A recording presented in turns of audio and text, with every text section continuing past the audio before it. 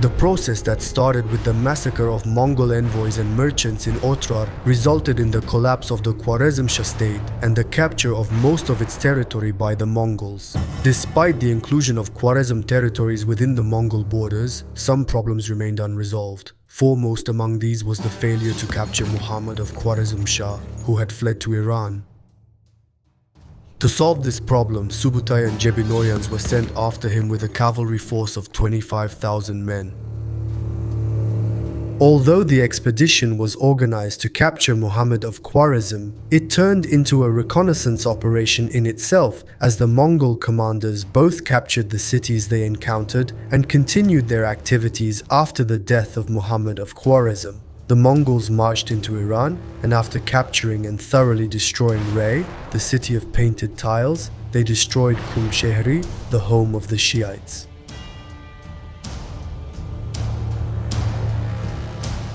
As the city of Hamadan surrendered, they were content with taxing them, while they punished the people of Qazvin, who resisted them by massacring them. Tabriz, on the other hand, was spared from occupation thanks to its gold and was subjected to tribute.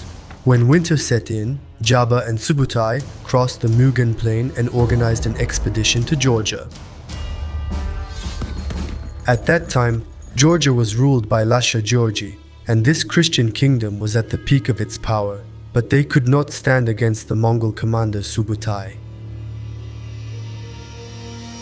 In the battle near Tbilisi, the Georgian army was destroyed by the Mongols. At that time, the Mongol commanders Jebe and Subutay prepared to march on Baghdad to destroy the Abbasid Caliphate.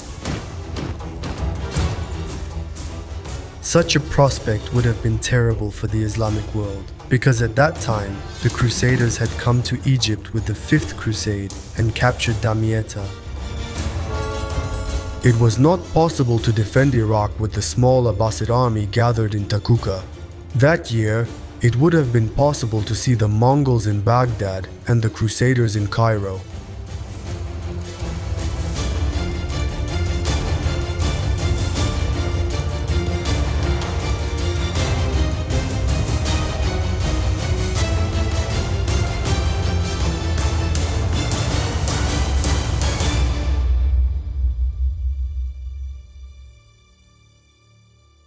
When Subutai moved on Baghdad, he wanted to pass through Hamadan and collect tribute again. The Hamadans rejected this offer and resisted against the Mongols. The Mongols then attacked the city, slaughtered the inhabitants, and set the city on fire.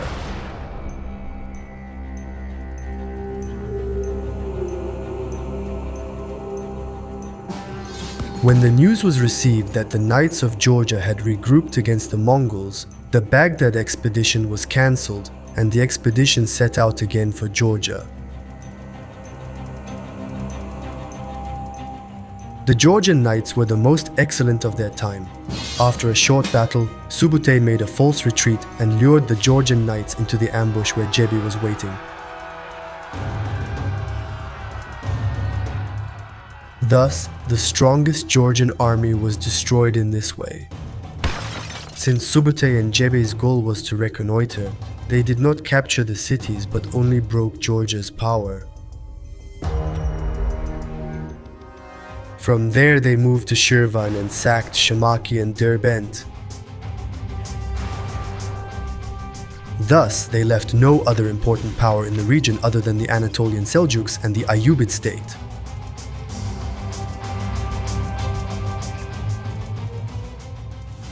The Mongols expanded their expedition and advanced to the Alan lands in the north of the Caucasus. According to Rashid al-Din, the Alans asked their neighbors, the Kipchaks, for help in the dangerous situation that had arisen. When the Kipchaks responded positively to this call for help, the Mongols suddenly found large armies of Alan, Abaza, Circassian, and Kipchak tribes against them. In the short battles, neither side could defeat the other, and the Mongols retreated. Subutai then sent an envoy to the Kipchaks in order to break up the enemy alliance and defeat them in pieces.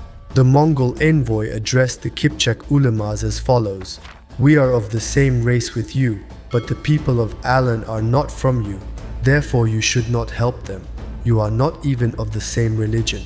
We pledge and promise that we will never attack you if you obey us. If you do not come between us and them, we will give you as much goods, money, and clothes as you need."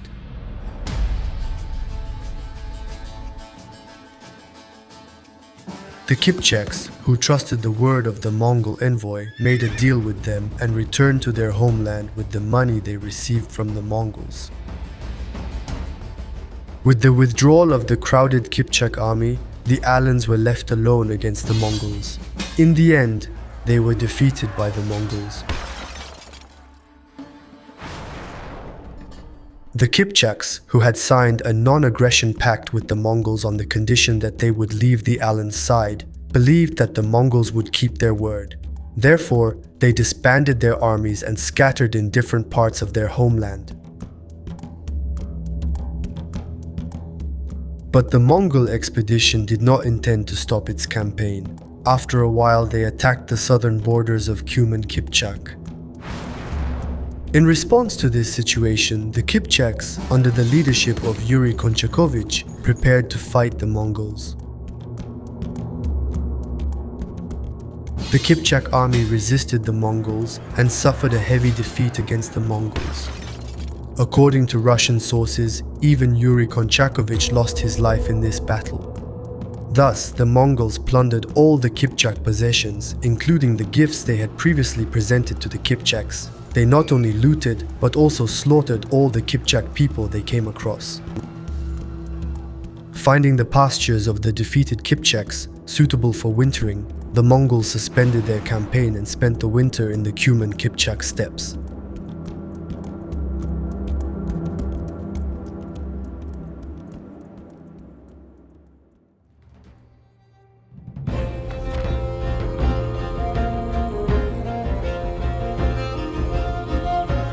With the arrival of spring, the Mongol campaign resumed. Their first target was the rich cities in Crimea, especially Sudak, with which the Kipchaks were in close contact. Under Mongol attack, the city was quickly captured and looted. After that, Mongol commanders attacked other Crimean cities, villages and towns and increased their wealth. Meanwhile, a Kipchak army under Kotya, one of the Kipchak beys, marched towards the Dnieper and reached a place called Kipchak Wall. Upon reaching this place, which was considered to be the border between the Russian knezates and the Kipchak countries, envoys were sent to the Kiev knezes with plenty of gold, livestock, and beautiful girls. Kotya's aim was to make an alliance with the Kiev knezate and fight the Mongols in this way. Kotya's envoy said, "Our lands were conquered today. Yours will be conquered tomorrow. Help us. If you do not help us, we will die today. You will die tomorrow." In fact, the Mongols had not yet attacked the knezate of Kiev, but the destruction of the Kipchaks, who had an important power, worried the Russian knezes. Kiev Knez Mstislav III sent envoys to various Russian knezes and asked for a meeting to be organized in Kiev. In this embassy delegation, Mstislav told the Russian knights, "If we do not help the Kipchaks, they will surely surrender to the Mongols. Then the power of the Mongols will increase even more." Mstislav pointed out that if the Kipchaks were not helped, they would face a bigger problem. Upon Mstislav's request, the other Russian knezes, who were already worried, accepted his proposal. Only Yuri II of the Grand Knights of Vladimir rejected the offer, as he was preoccupied with Novgorod affairs. In the meantime, the other Russian knezes had gathered armies against the Mongols and in April united on the right bank of the Dnieper. The gathered Russian army was quite large, and its size was emphasized in the chronicles of Ipatevsky and Sofisky when they wrote, The water was not visible due to the large number of soldiers at the Dnieper crossing. According to modern historians, this allied army, united with the Kipchak army, numbered around 80,000 men.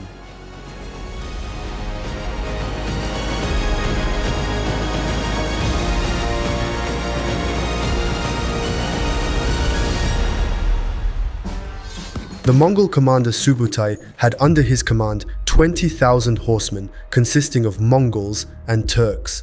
This gathered Russian Kipchak army was 4 times larger than themselves. The Subutai, who kept a close watch on the events, sent an embassy delegation of 10 people to the Russian headquarters in Zaruk in order to weaken the strength of the enemy army by breaking the Russian Kipchak alliance, just as they had broken the Kipchak alliance a year earlier. The Mongol envoys were received by the Russian knazzes and were welcomed. The Mongol envoy began his speech by saying, "We have heard that you are marching on us because of the deception of the Kipchaks. But we have neither captured your lands, nor your towns, nor your villages, nor are we coming against you. But we are marching against the vile Kipchaks, our slaves and horse herders, sent by God. If you make peace with us, there will be no enmity between us and you. If the Kipchaks flee from you, then drive them out and take their wealth for your own. We have heard that they have done many evils to you in the past, and that is also why we are at war with them." He tried to separate them from the Kipchaks and even incite them against them. The response of the Russian knazzes to this message of the Mongol envoy was to kill the entire Mongol embassy delegation and send their bodies to the Mongols.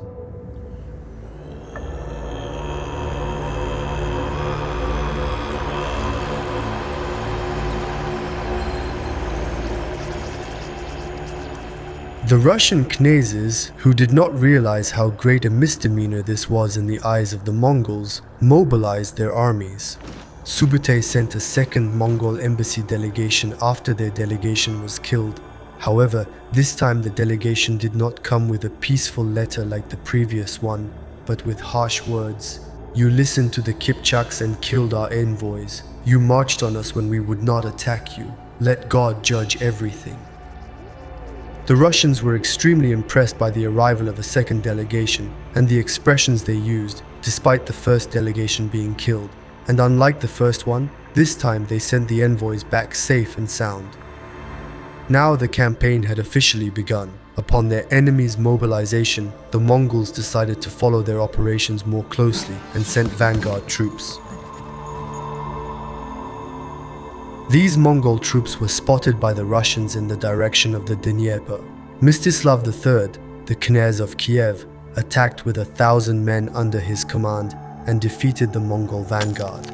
Meanwhile, Gemiabek, who was leading the Mongol vanguard, was killed. After this first contact, the Allied army continued to advance with even more courage. Meanwhile, Subutai was retreating with his army towards Donetsk, trying to find the right place to meet the incoming Russian army.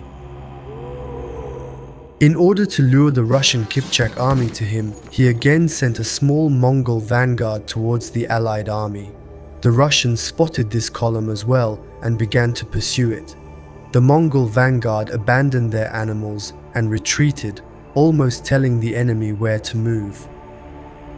Subutai's aim here was to weaken his rivals' connections with each other, reduce their numbers, and lure them to his desired territory, namely the Kalka River. This tactic worked. The Kipchaks, with their fast Turkish horses, pursued the enemy at the front, while some other Russian knights tried to catch up. In the rear, the forces of Kiev and Chernigon were trying to catch up in disarray. Since the Russians had never met the Mongol armies, they said among themselves that they were a simple people like the Kipchaks, so they followed the Mongols' tracks without even sending an advance reconnaissance unit.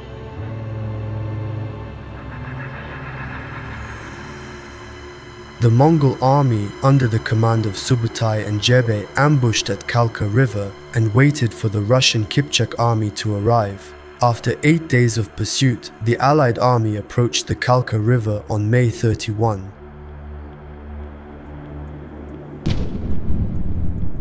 In this square, Part of the Mongol army was lying in ambush in a forest on the opposite bank of the river, and the other part was lying in ambush at a point in the direction of the river's flow, waiting for the allied armies.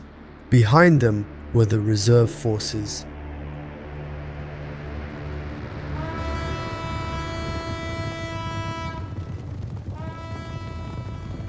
Arriving on the banks of the Kalka River, the allied army approached the river.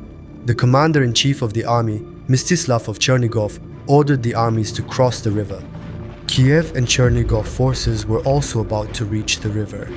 At this moment, Subutai saw that half of the Russian Kipchak army had already crossed the river, while the other half was just coming across the river. Thus, the allied army was split in two by the Kalka River. Seizing this opportunity, Subutai ordered his army to attack. The Mongol soldiers rushed out of their hiding places and attacked their wet and unprepared opponents. Seeing the Mongols suddenly come out of hiding, Mstislav immediately ordered to take up arms.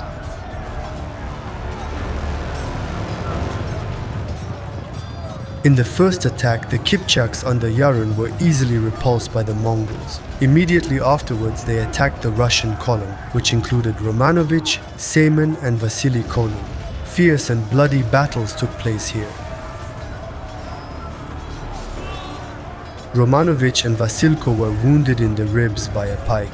Taken by surprise, the allied forces were mowed down by the Mongol forces and suffered heavy casualties. Meanwhile, the Kiev and Chernigov forces on the west bank of the river began to cross the river to come to the aid of those on the east bank. Since the combination of the two armies would pose a danger to the Mongols, Subutai ordered his army to retreat. Russian sources interpreted this retreat as the Mongols fleeing, but this was not an escape. Thinking that the Mongols had fled, Mstislav ordered his army to pursue the Mongols. Thus, they increased the distance between them and the Kiev forces, which had already widened. Seeing the Mongols being chased by those on the eastern flank, the Kiev forces slowed their advance, believing they had won a victory. Meanwhile, when Mongol reserves attacked the allied army pursuing their enemies, the retreating Subutai attacked again. Thus, the allied army on the eastern flank was completely surrounded by the Mongols.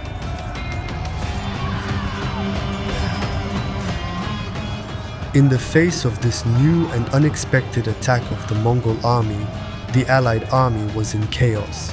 The Kipchaks were the first to flee. The flight of the Kipchaks caused a general confusion in the army. Seeing that some other Knezlik forces were also fleeing, the commander-in-chief Mstislav left the battlefield.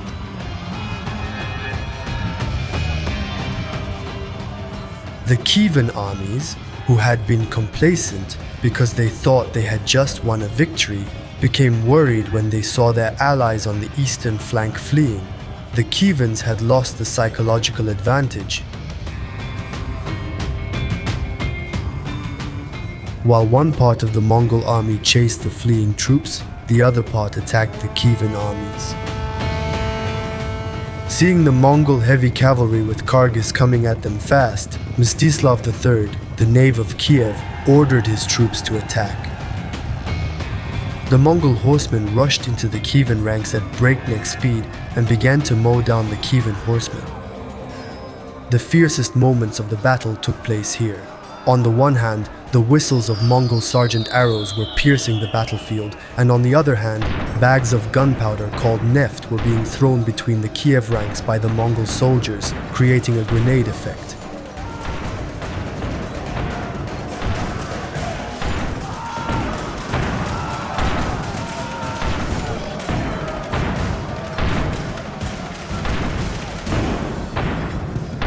The Kievans had never seen or heard of such a battle before. Soon the Kievan ranks began to scatter and flee.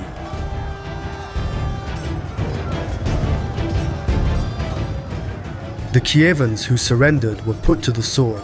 They crushed Mstislav III, the Knave of Kiev, and his men to death under wooden planks. Thus, on the third day of the war, the last Russian resistance on the battlefield was destroyed. While this was happening at the Kalka River, the main part of the Mongol army continued to pursue the Russians and Kipchaks who had fled the battle. This pursuit continued until the Dnieper River. The Mongols killed or captured those they could catch.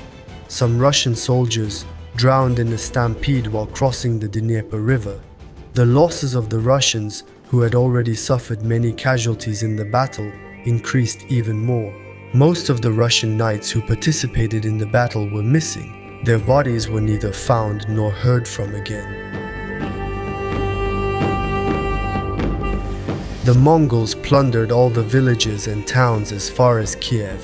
They left the city of Kiev untouched. The Ukrainian steppes became almost desolate. There was no resistance or movement left. Thus, the Mongols' activities in the region came to an end. Preparing for their return, the Mongols marched forward to join Genghis Khan, who was returning from his campaign in Khwarezm. Thus, with this expedition, the Mongols realized that there was no power in these regions that could challenge them. From the beginning to the end of this war, the Russians found it quite surprising. It was a natural consequence that the Russians did not even have time to properly understand the identity of the Mongols. The following statements from the Novgorod Chronicle summarize the situation. This year an unknown people came because of our sins. No one knew for sure who they were, where they came from, what their language, race or religion was. But they called themselves Tatars. Others called them Turkmen. Still others said they came from the Itrian deserts between the east and the north. According to Mefodi, they would emerge from Geddon at the end of the world and take over all the land from the east to the Euphrates. Only God knows who they are and where they come from. Those who understand the books certainly know who they are, but we do not know who they are.